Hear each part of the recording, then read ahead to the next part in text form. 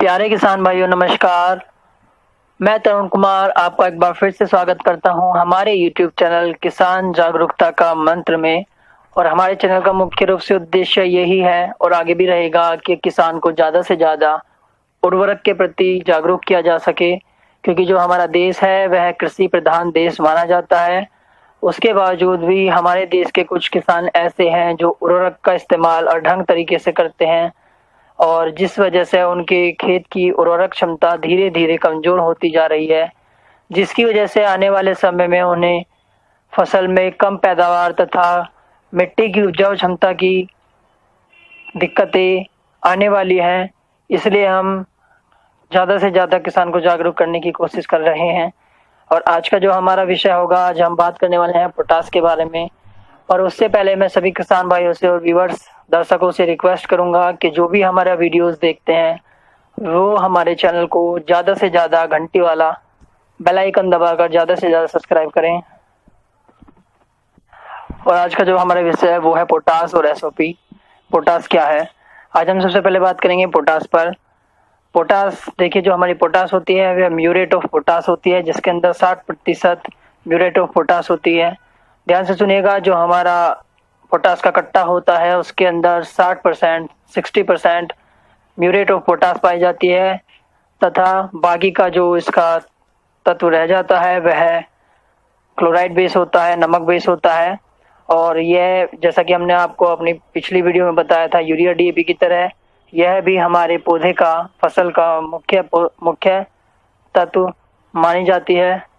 परंतु इसके अत्यधिक इस्तेमाल की वजह से हमारे खेत का पीएच वैल्यू डिस्टर्ब होता है, और यह अपने आप में घुलनशील होती है लेकिन बहुत धीरे धीरे घुलती है, तथा इसे पौधा बहुत धीरे धीरे स्लो मोशन में लेना शुरू करता है।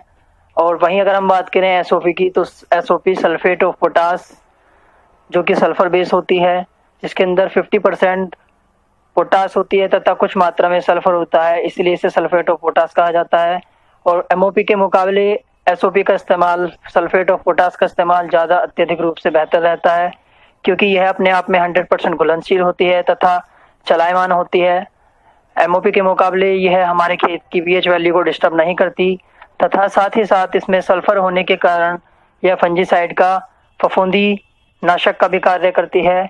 और इसलिए मैं आप सभी से कहना चाहूँगा कि एमओपी के मुकाबले, म्यूरेट ऑफ पोटास के मुकाबले एसओपी, सल्फेट ऑफ पोटास का इस्तेमाल अत्यधिक रूप से करें, क्योंकि जो हमारा पोटास होता है, म्यूरेट ऑफ पोटास, वह 50 किलो से 100 किलो एकड़ का इस्तेमाल किया जाता है, जबकि वहीं हमारी एसओपी 50 किलो एकड़ के हिसाब से ही अच्छे रिजल्ट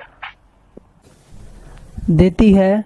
और बाकी इसके अलावा भी अन्य पोटास मार्केट में पाई जाती हैं, जो कि 0050 के नाम से जानी जाती हैं, जो कि क्रिस्टल फॉर्म में होती हैं और 1 किलो की पैकिंग में पाई जाती हैं, और वाटर सोल्यूबल होती हैं, जो कि इसी का एक हिस्सा होती हैं।